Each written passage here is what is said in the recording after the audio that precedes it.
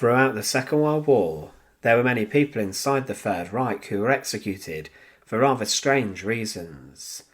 It was illegal to do anything which could have been interpreted as encouraging others to defy or disobey the Nazi Party. Inside the execution chamber of Stadelheim prison, a young woman, Sophie Scholl, was executed on the German guillotine as the blade came crashing down on her neck. Her crime was writing leaflets which told people to think differently to what the Nazis wanted, and she was also guilty of distributing them. There were thousands who lost their heads inside of Nazi prisons across Germany and in occupied countries that the Wehrmacht conquered, and Hitler relied on complete obedience from his population, and he struck terror into their hearts, as did his government.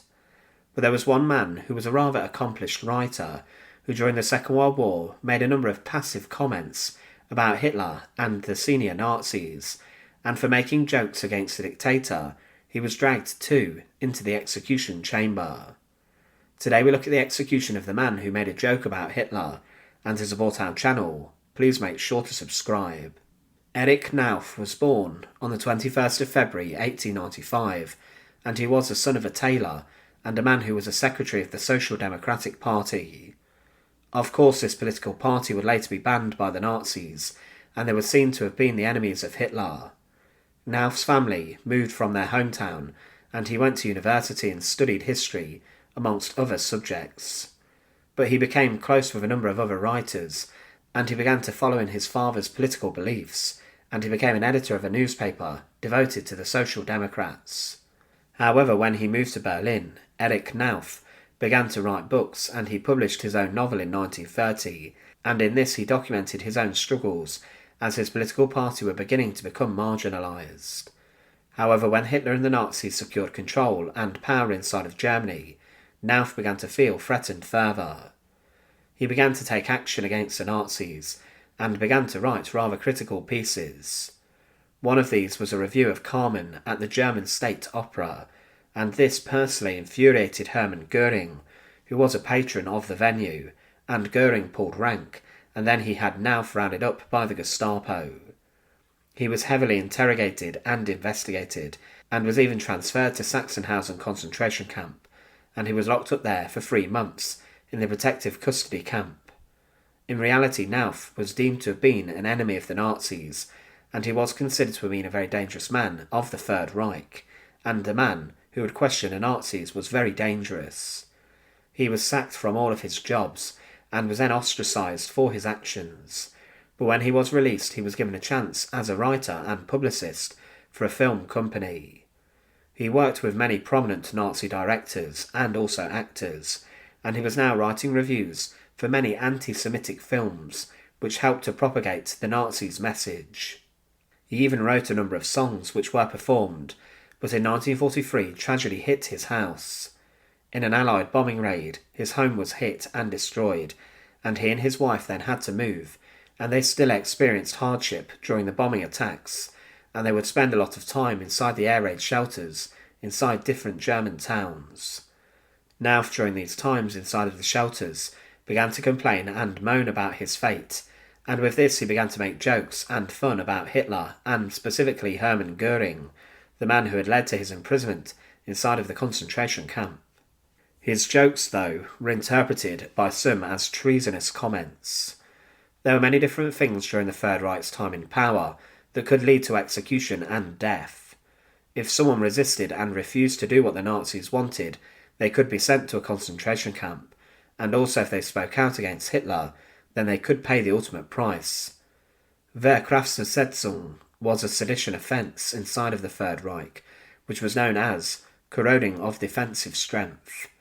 This was a crime which aimed to suppress criticism of the Nazis and the Wehrmacht, and it became a capital crime for someone to conscientiously object, perpetuate defeatist sentiment, and also question the final victory and Hitler.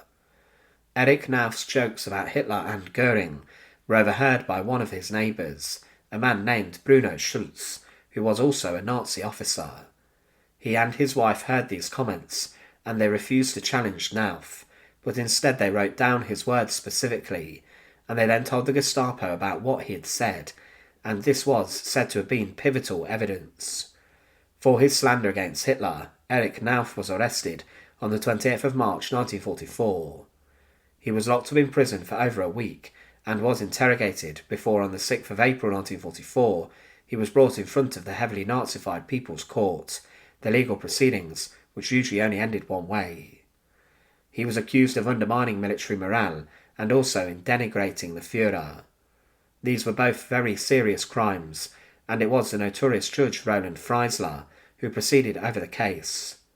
Freisler was himself personally selected by Joseph Goebbels, who wanted the most strict, severe and ruthless punishment for Knauf, who was seen as becoming sort of an issue inside the Third Reich.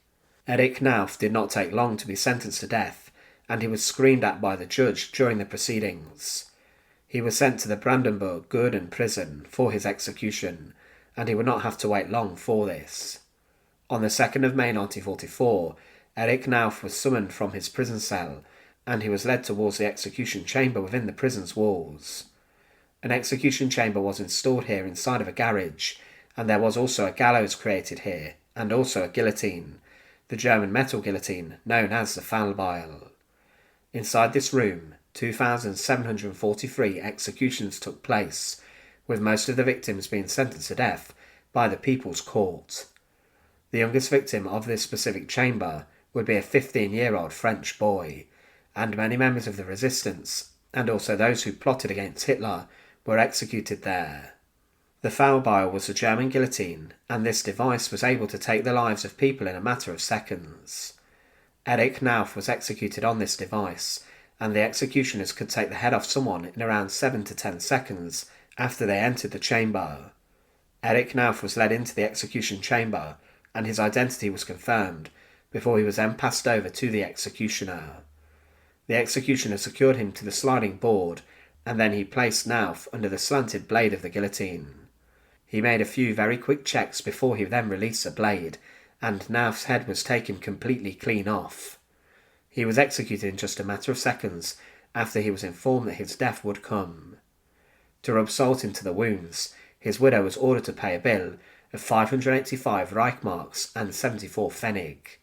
This was the cost of the court proceedings and also the imprisonment ordeal and also the execution. Victims' families had to usually pay a fine of 300 Reichmarks for the privilege of having their loved one executed. Another man who had spoken with Knauf about his jokes about Hitler was also arrested and was brought to trial, but took his life a day before the trial began. Erich Knauf has gone down in history as the man who was executed for making jokes about Adolf Hitler and the Nazis. By doing this, he was being critical of the Nazi leadership, and this was interpreted as him trying to demoralise the nation and the morale of the country, treason, and to turn people against Hitler. The Nazis believed this was a very serious offence, and there were many other people like Knauf who were executed for this sort of behaviour. Thanks for watching. To support our channel, please make sure to subscribe, and once again, thank you so much for watching.